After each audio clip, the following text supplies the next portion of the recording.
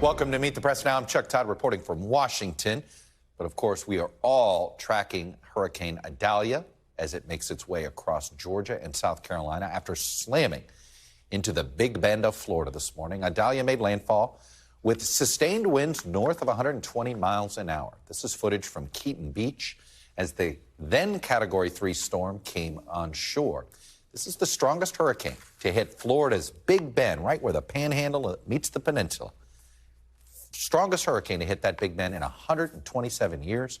These wild images out of Perry, Florida show you the extent of the wind damage alone as it basically destroys a local gas station and sends debris flying. The storm surge has been, as was feared, catastrophic in certain areas. Slightly south in Cedar Key, it carried away an entire building on the property of a local inn. And here are the images south of where the storm hit, out of Tampa, which avoided a direct hit, but still faced widespread flooding. It was on the dirty side of the storm, so they had a storm surge, and it swallowed entire roads and other areas. So the damage is extensive and is still being assessed. Footage of some of the aftermath in Keaton Beach and drone footage of Crystal River shot by our NBC News team that you're watching here. 2 deaths have been attributed to the storm so far, according to local officials and an NBC News count. Search and rescue efforts are underway in Tarpon Springs and Hernando County. And the National Guard has already arrived in the hard-hit town of Keaton Beach to aid efforts there. The governor of Florida, Ron DeSantis, was on the ground in Perry last hour and praised the National Guard's readiness. We have many hundreds of National Guard just right here in Taylor County. This is kind of the ground zero deployment for them. And if there's more that's needed, we'll be able to surge more accordingly. We've activated 5,500 members of the Florida National Guard. We also have some of our members of the State Guard. And then we have 8 urban search and rescue teams. So we are well equipped to be able to respond to whatever comes down the pike today into tomorrow. And hopefully, we're hoping for the best. We're hoping that there's not going to be a need to use all those resources to effectuate rescue operations, but we'd rather be safe than sorry.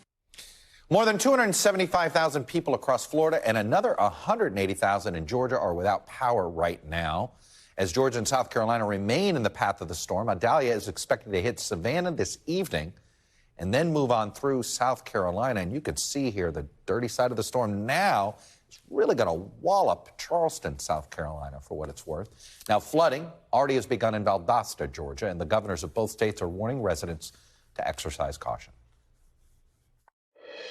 This is still a bad storm that's coming through, and when you have a lot of rain, you have the potential for trees to come down, and we just got a report of someone we know that a tree just went through their roof in Valdosta.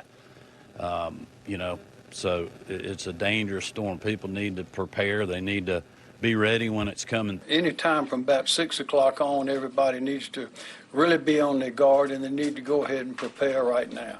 Our team is all across the southeast following the path of this storm. Juan Venegas is on the ground in Gainesville, Florida, where cleanup is beginning. Kathy Park is in Charleston, South Carolina, as residents brace for the storm there. And in a moment, I'll be joined by our NBC News meteorologist, Bill Cairns, to break down the current status of this storm.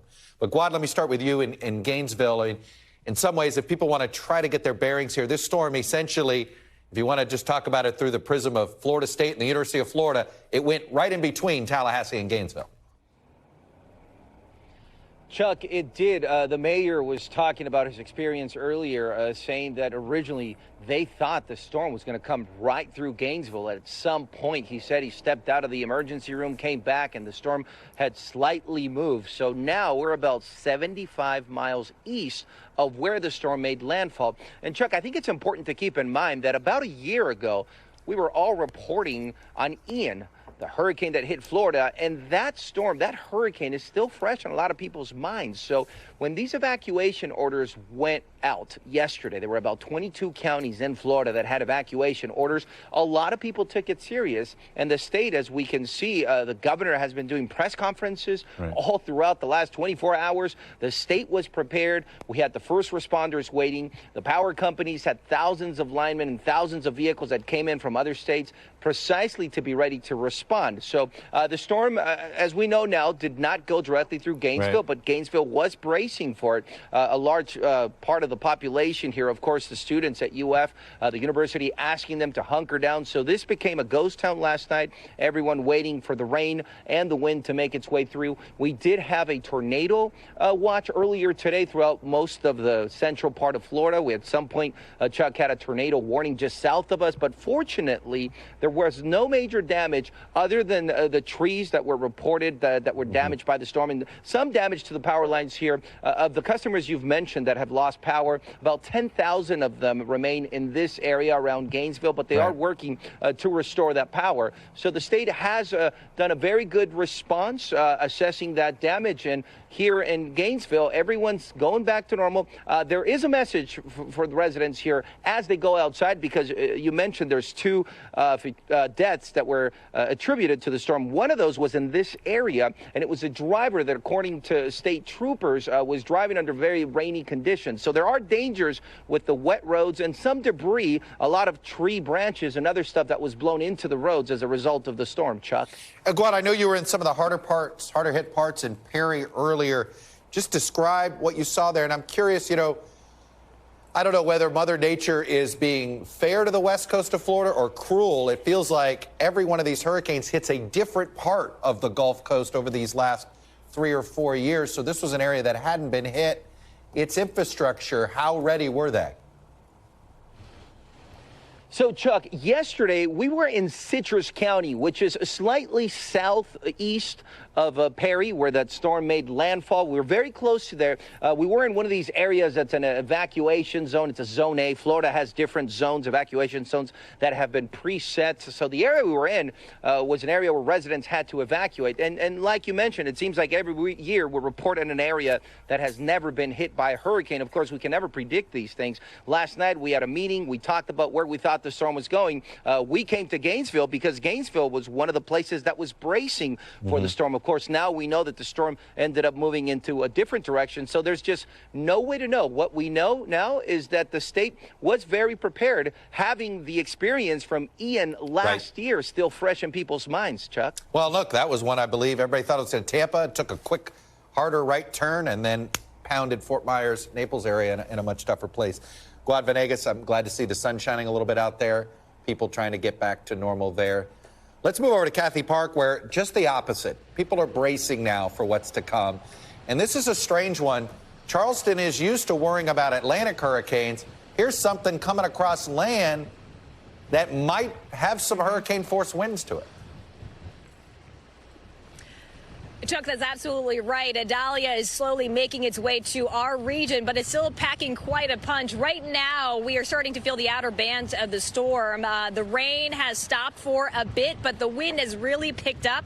This is a preview of what's to come. And here in the low country, of course, a concern is flooding. And the timing of the storm is going to be pretty critical because high tide is set to happen closer to the 8, 9 o'clock hours. So it could worsen conditions here and only exacerbate the flooding, especially in the low-lying areas. Behind me here is the Charleston Harbor. You can see right now the water is pretty choppy, but of course, when there is high tide, this water could push along the seawall and it could lead to a lot of problems, especially with homes along the Battery here and farther inland. We know earlier today as we were driving around, a lot of the residents and store owners began putting sandbags in front of their businesses or in front of their homes. Along here, the Battery, some of the storm shutters are closed. So folks know the drill. They are prepared for what's to come. But once again, the big issue is flooding. We heard from the governor of South Carolina not too long ago, and he also said from 6 o'clock on, the best advice is to stay indoors. Don't chance it. Just hunker down until the storm passes.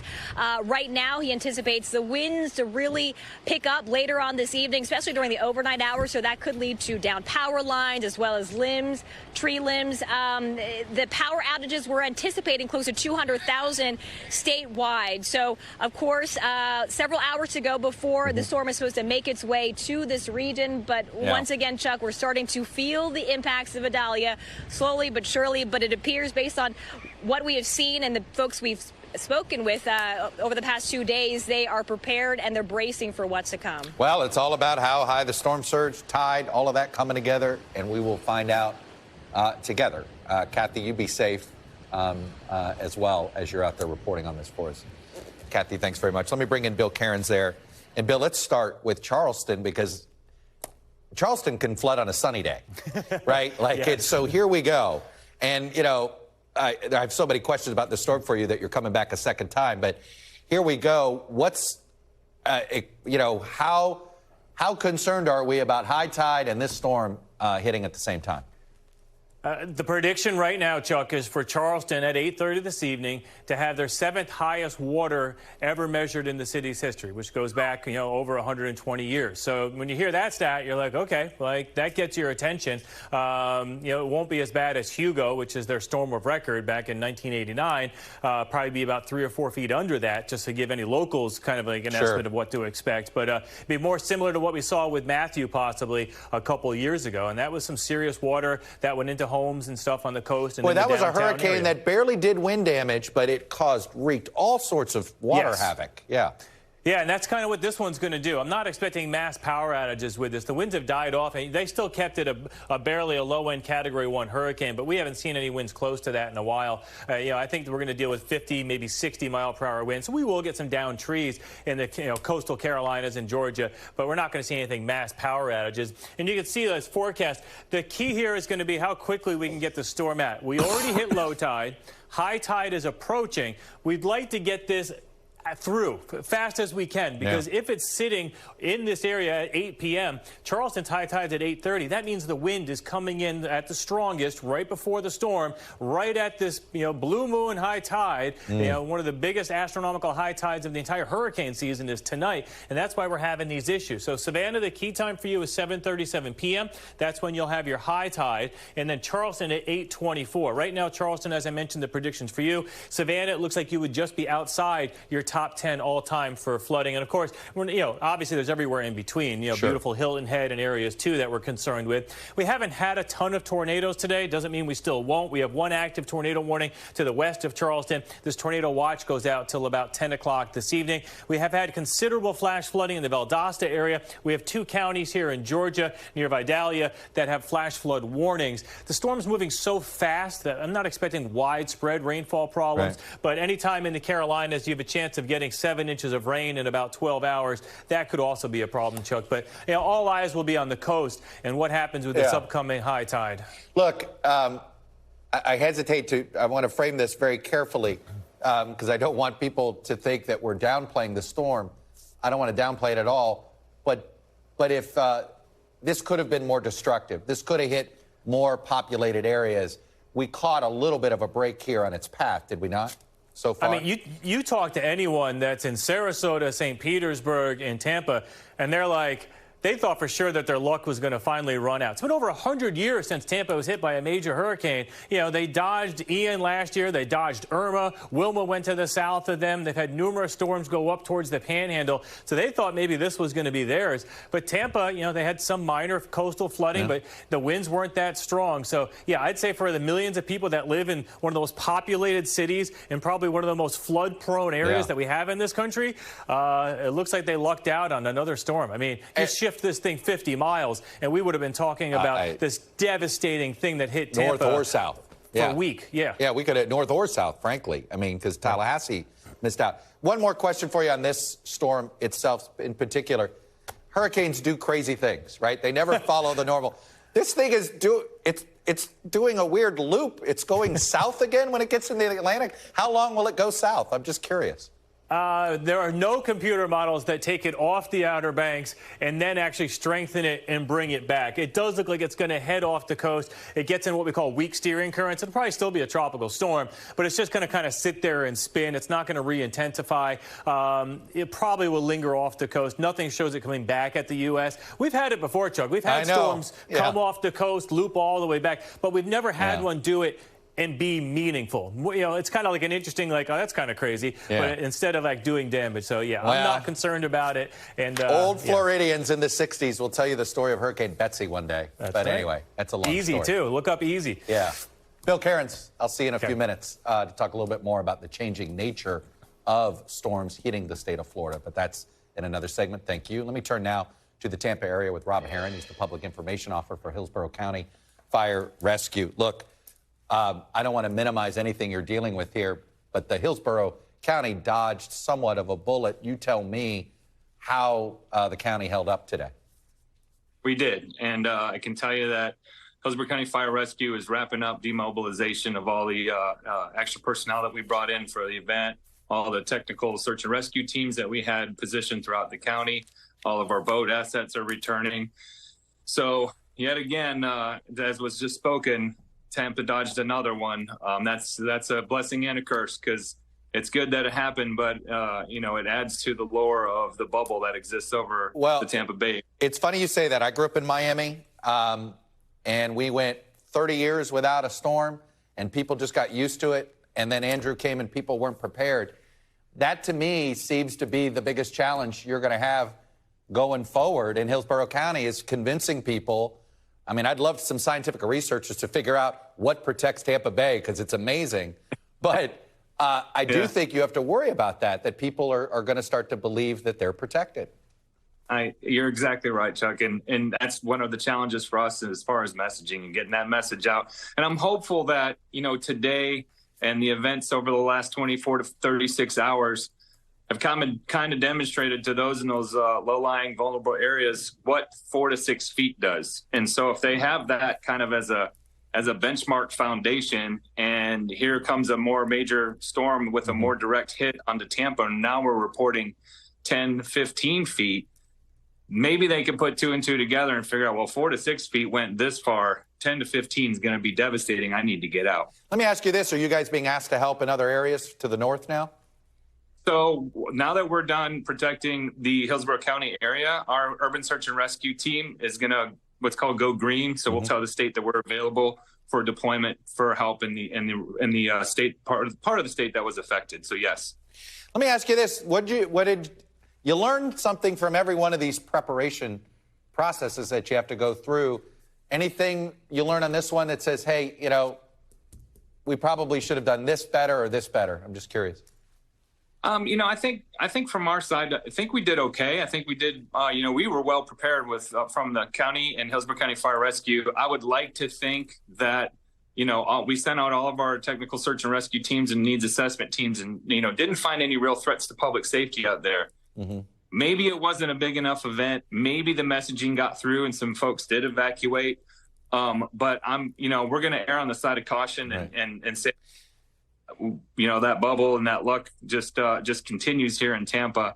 But I think we were ready. We were prepared to protect our citizens and respond as necessary. So moving forward, like you said, it's going to be, we got to get through to that stubborn Floridian who doesn't want to go anywhere from that level A, level B evacuation zone. It seems like one other challenge you have is the way these Gulf storms develop. They go from zero to hurricane in like 3 days. When you're watching on the Atlantic side, you're like, oh, that storm's going to miss the peninsula and it's going to veer into the Gulf. And the point is, everybody, you would have a week. The systems have a week to sort of, okay, where are we short on personnel? You don't have that luxury with the way these storms develop in the Yucatan. You really don't. And, we were just talking about that, how quickly this has come and gone now. Like you said, Ian, Irma took forever, it seemed like. Mm-hmm. But we had time. And maybe, coming on the heels of Ian threatening our area last year, we had a lot of processes that we just put in place and practiced. Sure. So kind of like, not knocking off much dust off the playbook that we just used a year ago. So you're exactly right. These Gulf storms are the most dangerous, in my opinion. They spin up fast. They spin up big. They spin up intense. Yep. I mean, that storm went to a Cat 3, Cat 4, almost Cat 4 in a matter of a couple days. It's astonishing. And it's something, actually, I'm going to get our weather people back in to sort of explain how it's almost like I've described it like a pinball machine down there. All of a sudden, somebody launches one of these storms, and it's like we have to brace ourselves. Anyway, Rob Herrin, glad everything's good in Hillsborough. And let's hope that people still learned a lesson or two. Thank you. Thank you, Chuck. You got it. Coming up, we've got our live breaking news coverage of Hurricane Adalia. It'll continue. We're going to speak with the mayor of Tallahassee another city that dodged a bit of a bullet today as well. We're going to take you to the White House for the latest on the federal response. You're watching Meet the Press now.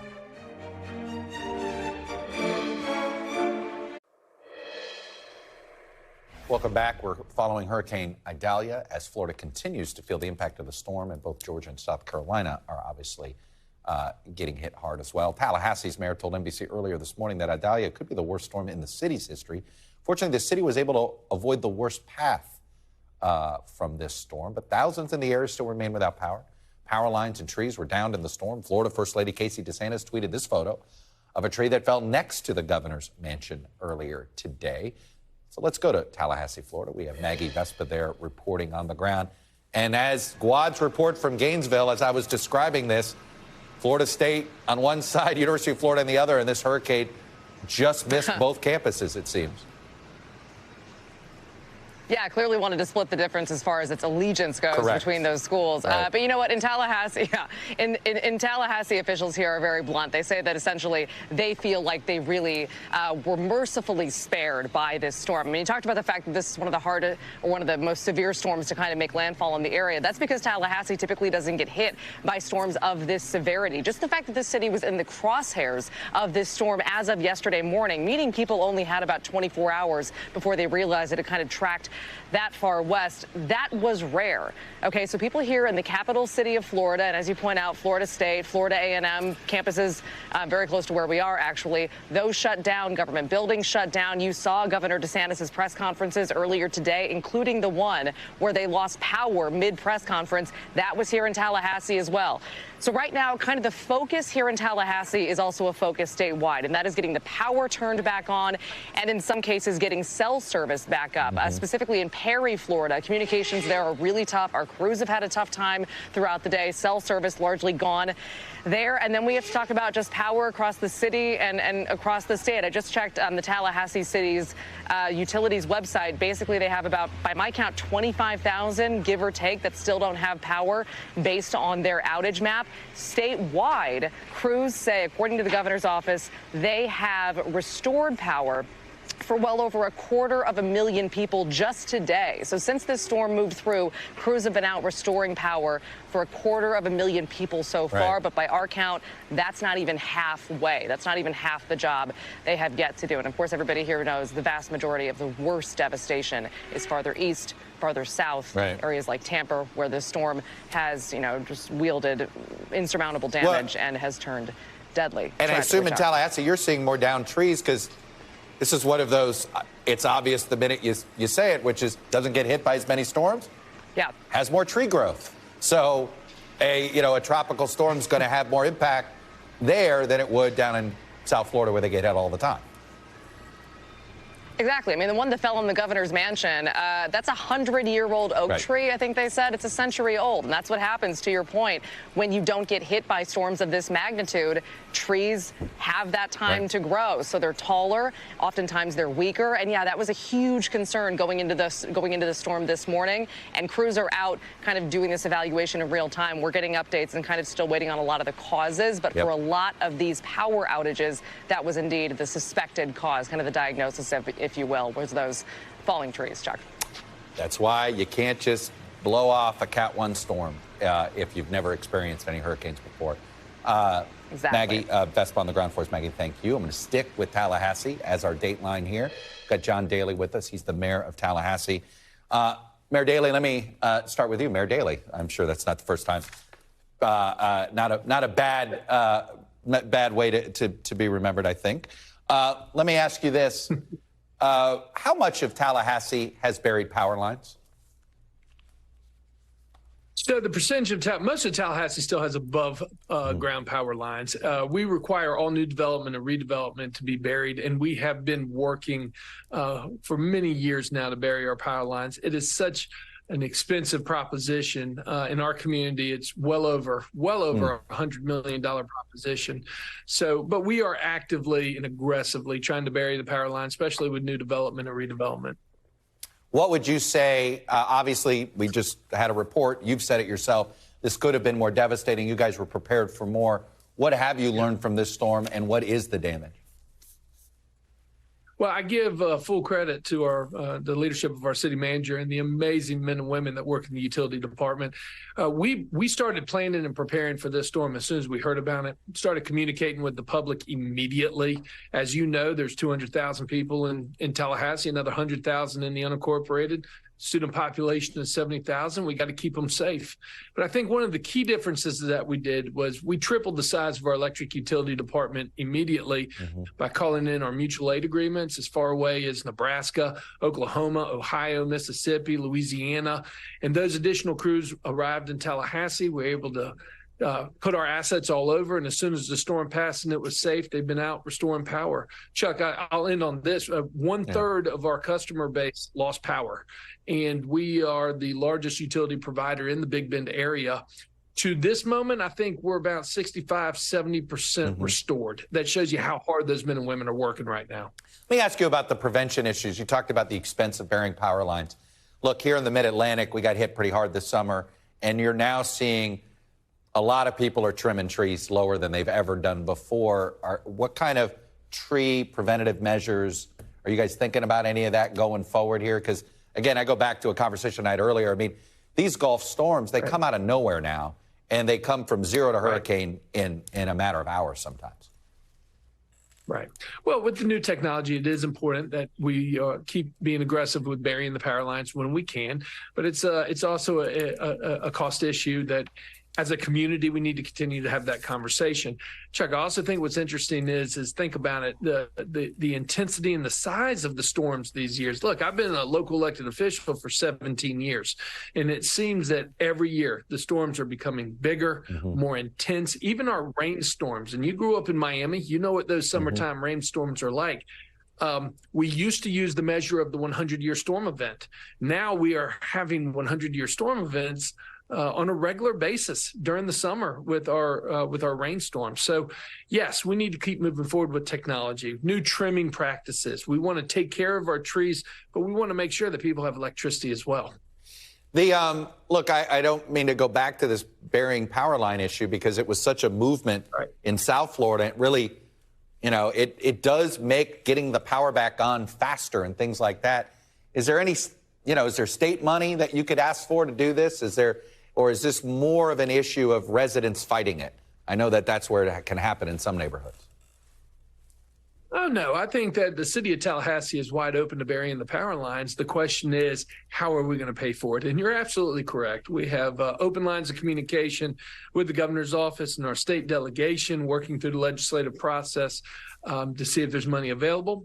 We have open lines of communication. I enjoyed talking to the White House today when they called to check on our community as well and to see what federal monies are also available. But you also have to understand that when you have a property tax revenue of $56 million coming in based on your property taxes, but it's going to cost over $100 million plus to bury your power lines, it's a budget issue. And that's a community conversation we have to continue. Yeah, well, perhaps more insurance companies will come in the state to insure on property if we bury the power lines. I'm just asking. There we go. Yeah. I mean, is there a quid pro quo here? I mean, yeah. Anyway, it's above our pay grades, right, Mayor Daly? Anyway. There we go. Absolutely. Right. I loved your analogy of splitting the difference between the University of Florida and Florida State University with the storm not taking sides. The storm can't take sides. And obviously, most hurricanes, they care about, never mind. I was going to make another football analogy. Not a good day to do that. Mayor John Dailey of Tallahassee, thank you, and I appreciate it. Stay safe. Thank you. Up next, President Biden promises federal support for hurricane recovery while addressing 2 deadly disasters from the White House today. Watch him Meet the Press now.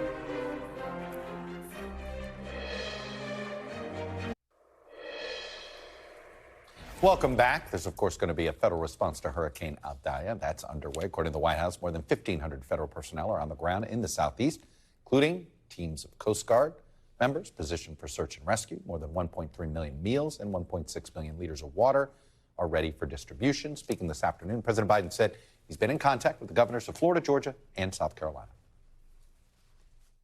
I let each governor I spoke with know if there's anything the states need right now, I'm ready to mobilize that support of what they need. So joining me now, our senior White House correspondent, Kelly O'Donnell. And Kelly, look, there's two, basically one end of the country to all the way to the other end of the Pacific here. Two massive federal responses going on. What did he have to say about Hawaii as well?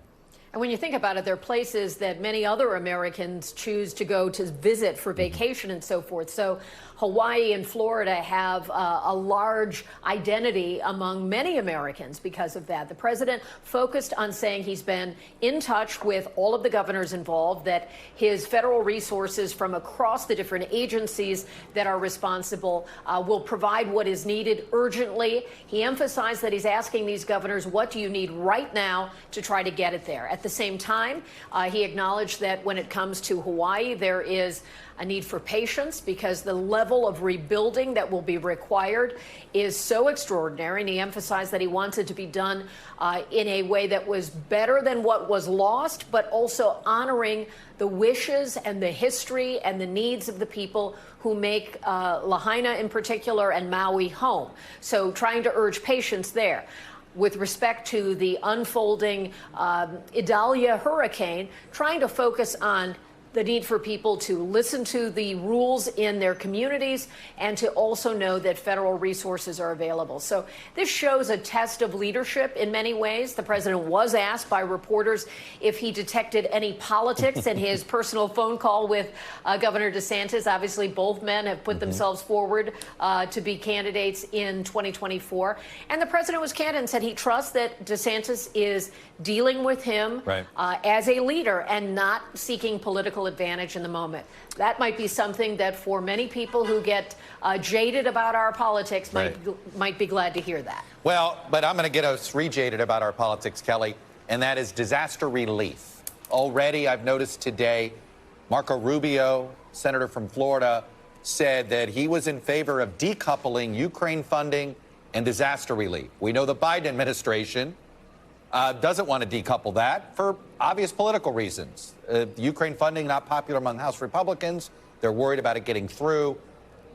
Attaching it to disaster recovery is a tried and tested method in the House. Is it going to work this time?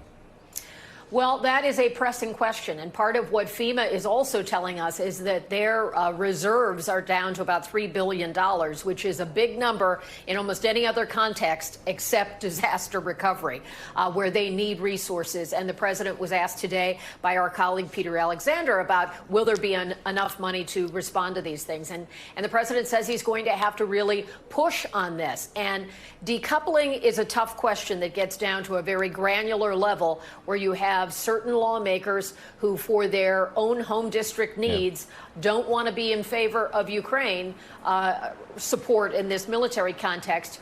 And at the same time, almost every member of Congress at some point or another will need to have disaster relief for their home community. And it puts pressure on them to look at this with that in mind.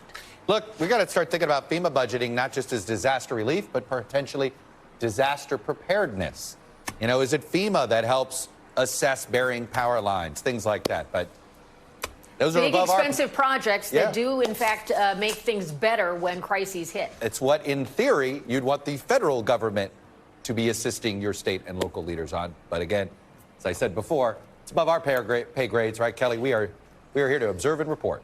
Yes. Kelly O'Donnell, thanks very much. Good to see you. After the break, how Adalia became the strongest hurricane to hit Florida's Big Bend in more than a century, and how the changing climate change is fueling faster and more dangerous storms, particularly in the Gulf. What's doing it? You're watching Meet the President.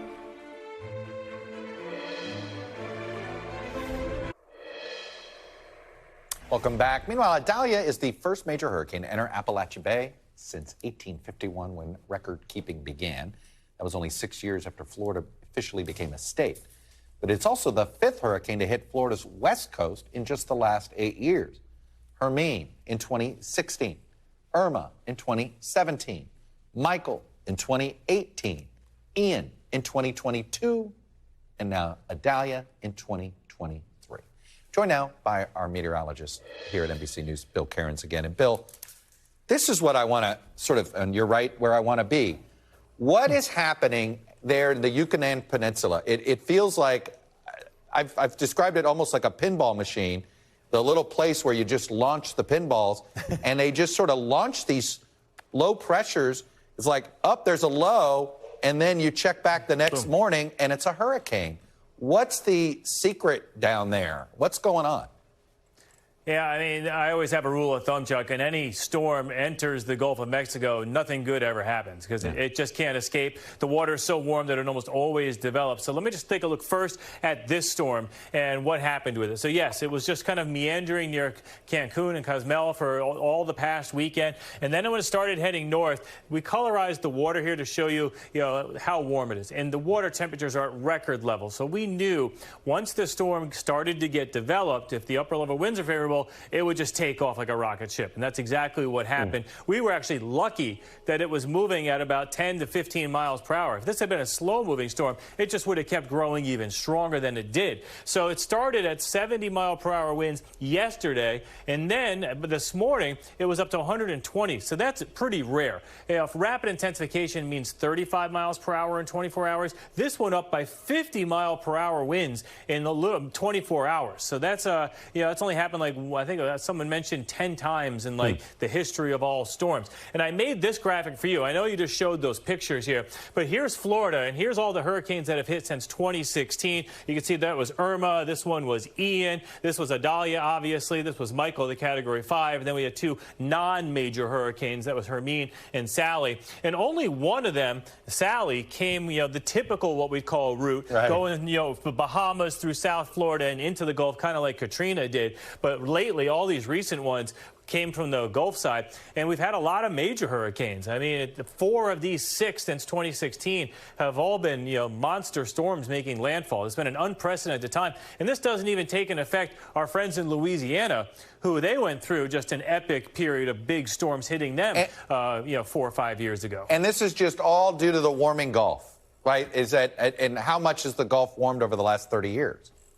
The Gulf has warmed considerably, especially, I'd say the last 10 years. I don't have a specific number for you on that, unfortunately. But, a lot of people want to just, say, hey, this is climate change. We have to deal with this every year. The fact with tropical cyclones is worldwide. Remember, climate change, we have to picture it worldwide. Everyone wants this associated with what happens in their backyard. But the number of cyclones and typhoons and hurricanes has not been increasing across the globe. That's just a fact. We can't argue that. We can see it with satellites.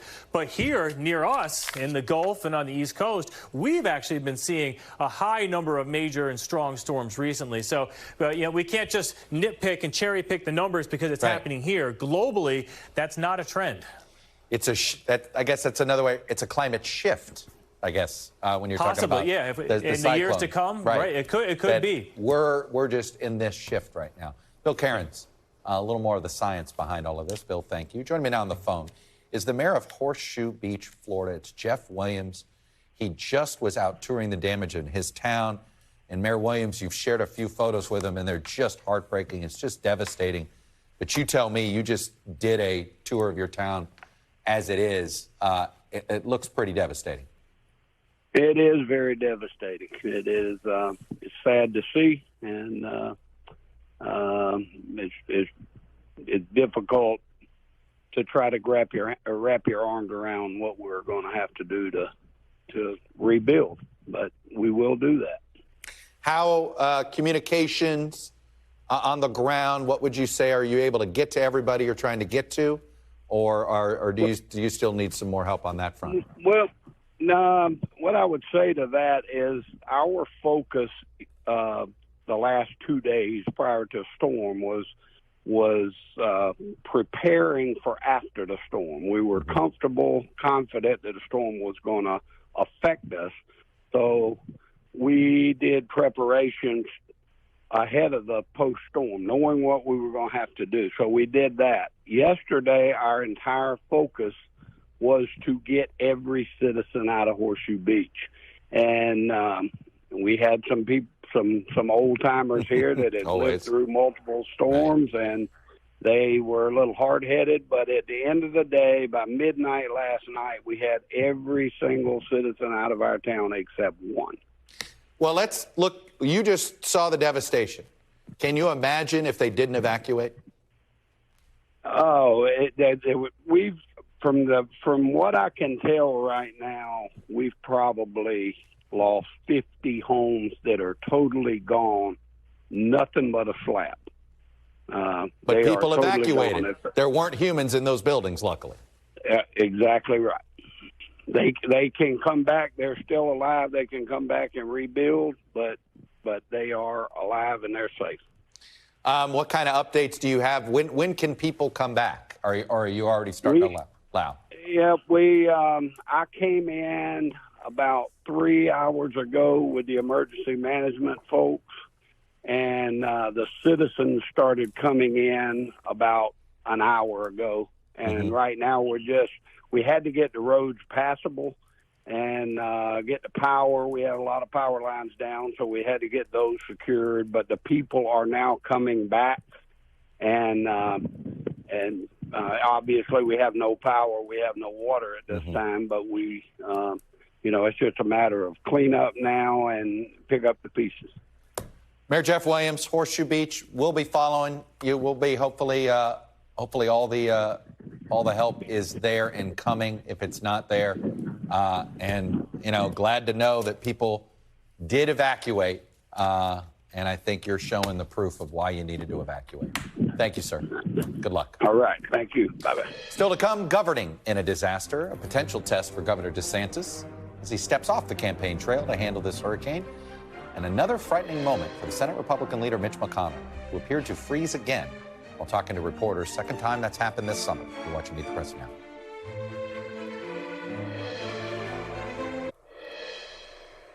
Welcome back. As you saw earlier, Florida Governor Ron DeSantis is off the campaign trail, obviously, this week to deal with the state's response. Recovery to Hurricane Idalia represents another either test or opportunity, depending on your point of view, as he pushes his record and his competence as governor of Florida to try to make it the centerpiece of his campaign. Let's do a little politics here at the end of the show. Joining me now on set, Benji Sarlin, Washington Bureau Chief for Semaphore, an NBC News political unit alum. Eugene Robinson, Washington Post columnist and an NBC News political analyst. And Danny Pletka, a senior fellow at the American Enterprise Institute and a friend of NBC News. So there. Look, Benji, these moments, they can, look, I think Jeb Bush got his brother reelected in Florida in 2004 with his competence in many ways. It sort of sealed the deal. You can accomplish a lot. You can really send the message of competency or incompetency when it comes to storms. Absolutely. Jeb Bush is one of the first politicians you think of with someone who benefited from disaster politics. I think they called him the hurricane governor. And certainly 4 in 1 year. I mean, I think it was 9 during his entire governorship. Yeah. It was just over and over and over again.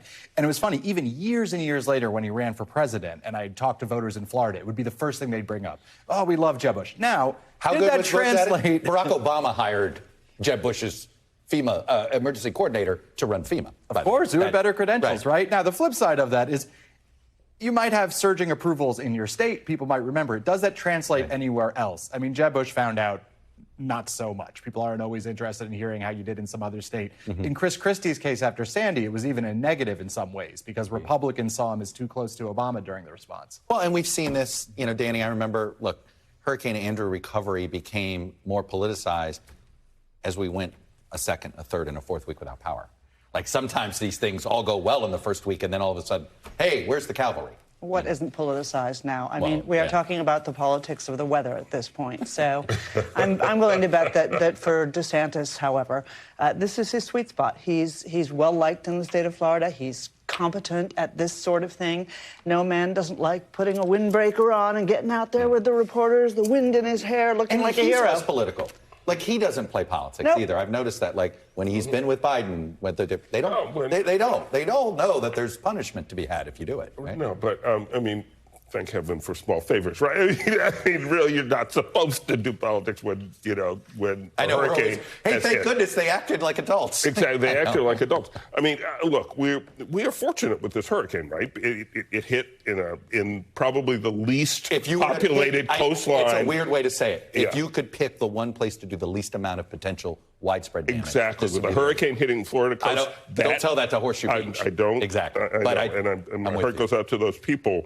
But there are not as many of them as there would be any place else on the Florida coast.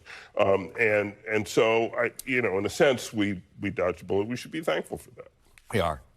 Petrified for our friends in Charleston, though. I mean, this is just such a bizarre circumstance, high tide. Charleston's it's one of those, you know it well. I don't Charleston think floods. It floods when the sun shines, right? It floods when the sun shines, and it's humid and it's South high Carolina, tide. You know, I mean, it's so it's going to really flood. All right, let me pivot to what would have been one of the lead stories all day today. It's Senate Republican leader Mitch McConnell. Another moment, uncomfortable moment, where he appeared to freeze. Let me play a bit of it. That's okay. What are your thoughts on running for re-election in 2026? What are my thoughts about what? Running for re-election in 2026?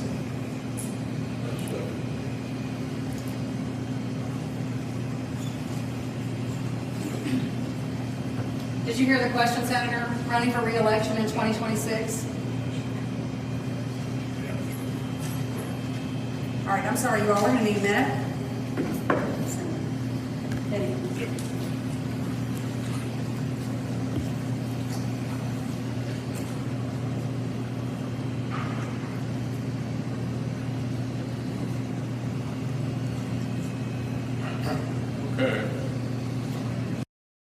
Few things I want to say here. McConnell aide said he momentarily felt lightheaded, but now feels fine. And apparently he's talked to Benji, John Thune, John Barrasso. Their spokespeople say, hey, he sounded like Mitch McConnell in there. Second time in a month. Yeah, and it sounds extremely similar to the previous one, too, where he also was able to talk to reporters even later that same day. But, it played out. It looked identical. But it's just reinforcing the reality here. He's an 81-year-old man who suffered a serious fall earlier this year. And I'm sure everyone in the Senate, including those people you named, who are often named as his potential successor, are thinking about what comes next. Gene, every time this comes, he's a year older. He's only 1 year older than the president. He's only 4 years older than the former president. Right. Mm-hmm. This is just, it's going to, as I say, our job is to observe and report sometimes, and this is, we're observing and we're reporting. And it's very, very difficult to look at. It really is. It's, this can't, one assumes this can't continue. I know he's getting the best medical care. Is it in the best interest of the Senate or the Senate Republicans? It's hard to say. I don't know. It's not in the best interest of the Senate or the country. It's not. I can't imagine it's in the best interest of Mitch McConnell. To have these episodes like that, and just even if he's just thinking about his legacy, this is not the way he would want to go out. Danny, I mean, these are all uncomfortable conversations.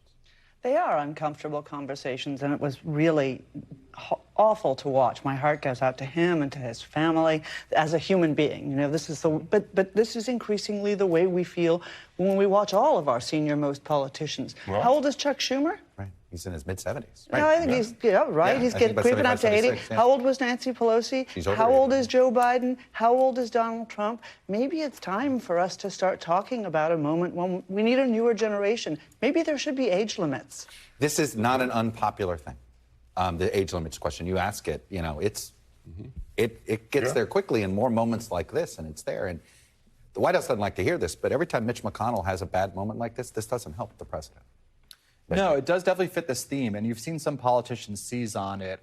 Nikki Haley, for example, is a politician whose style you very well might associate with Mitch McConnell, was pretty shockingly blunt the last time this happened with him and saying this just shows we need, a new generation. There's definitely, you see some politicians starting to sense something's in the water.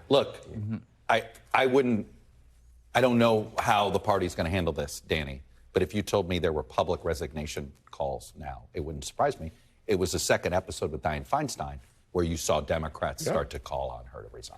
I think it's much more a question of the conversation he's going to have privately in his caucus about what it is that neurologists say is going on, what is really happening. Is this just an episode, or is there something more? And I think there's something more important. There is nobody in this town more of a political creature than Mitch McConnell. He is such a political creature, and so even if he thinks the time is right, even if he wants to step down, he's going to be figuring out what's the right juncture, when do we move, what's good for the party, what's good for the Senate. But when you think about everything that has to happen, we're running out of time. If you're the White House, no matter what you think of Mitch McConnell, you want to try to do government funding without Mitch McConnell there? You want to try to sort of get through? That's not something they would look forward to. It would make everything that's going to be harder without Mitch McConnell. Yeah, everyone's taken him for granted so long. It's hard to imagine what comes after. Yeah, whatever you think of him, when it comes to just getting the trains to run on time. Yeah, but life happens. Life happens. Benji, Eugene, Danny, thank you. Thank you all for being with us this hour. We'll be back tomorrow with more Meet the Press Now. NBC News Now coverage continues with more on the storm with Hallie Jackson right now.